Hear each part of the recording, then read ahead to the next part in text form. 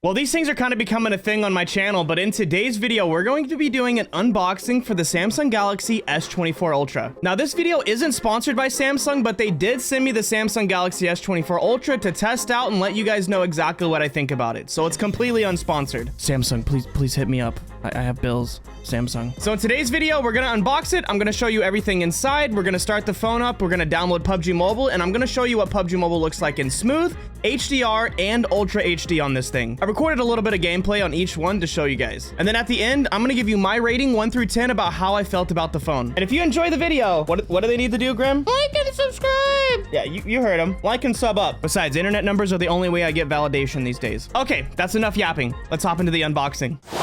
Now, one thing that kind of bothers me already is you can tell that this box is really skinny and probably doesn't come with the charging brick, which seems to be the new normal for smartphones, and I don't understand why. Like, what if you genuinely didn't have one? What are you gonna do? Anyways, let's pull these tabs off and get it opened up.